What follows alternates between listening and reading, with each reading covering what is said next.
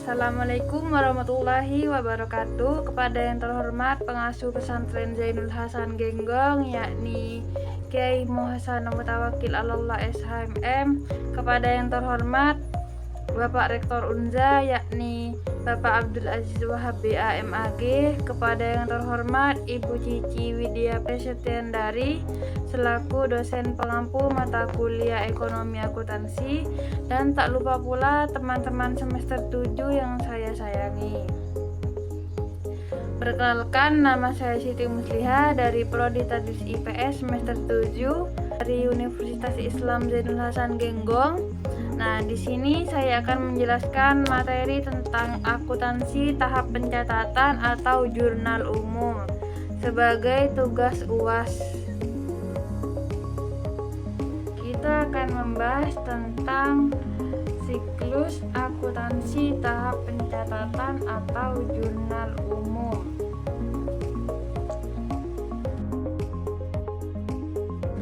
Nah, pengertian dari siklus akuntansi sendiri.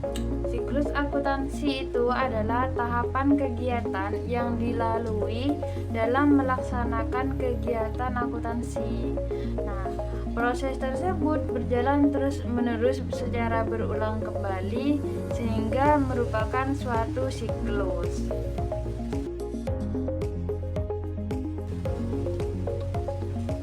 Nah, selanjutnya yaitu pengertian dari jurnal. Nah, jurnal itu merupakan catatan yang sistematis dan kronologis.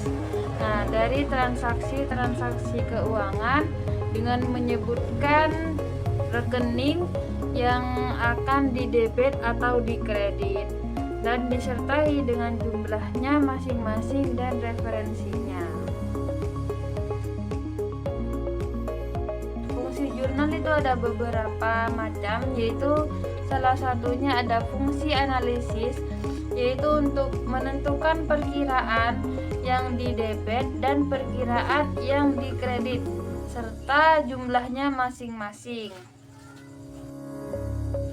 Nah, selanjutnya ada fungsi pencatatan, yaitu untuk mencatat transaksi keuangan dalam kolom debit dan dalam kolom kredit serta keterangan yang perlu juga.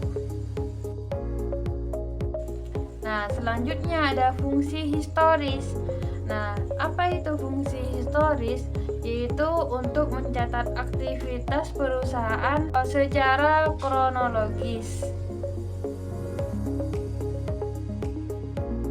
Berikut ini adalah contoh format jurnal umumnya, yaitu yang di baris pertama ada tanggal, kedua keterangan, ketiga ref, keempat debit, dan yang terakhir yaitu kredit.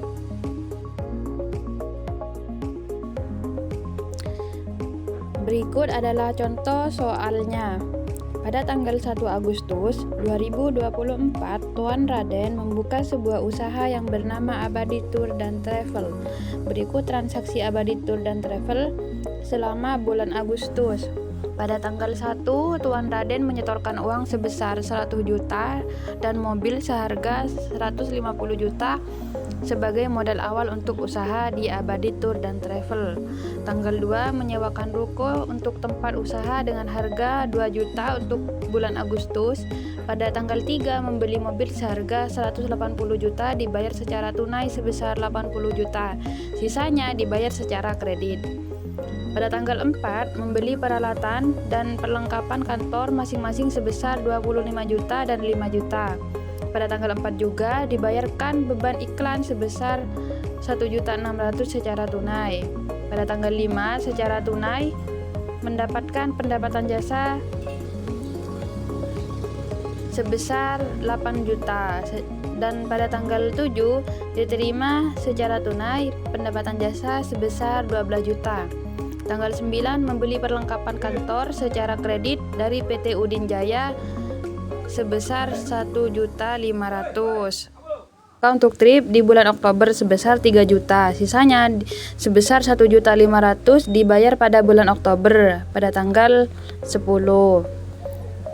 Nah, tanggal 13 dibayar tagihan listrik dan air sebesar 2.500.000. Pada tanggal 17 diterima secara tunai pendapatan jasa sebesar 12 juta. Pada tanggal 20 Raden mengambil uang sejumlah 1.500.000 untuk keperluan pribadinya. Pada tanggal 23 membayar asuransi selama 1 tahun sebesar 1.200.000. Pada tanggal 25 Nyonya Anissa berencana melakukan trip pada bulan September dengan harga kesepakatan 2.500.000. Uang mukanya dibayar oleh Nyonya Anissa kepada Abadi Tour dan Travel sebesar 1.500.000. Pada tanggal 28 membayarkan gaji karyawan sebesar 4 juta. Tanggal 29 membayar hutang kepada PT Ujin Jaya. Tanggal 31 diterima pelunasan dari Nyonya Anissa atas transaksi pada tanggal 25 tadi. Untuk jawabannya kita akan bahas di video selanjutnya. Terima kasih. Assalamualaikum warahmatullahi wabarakatuh.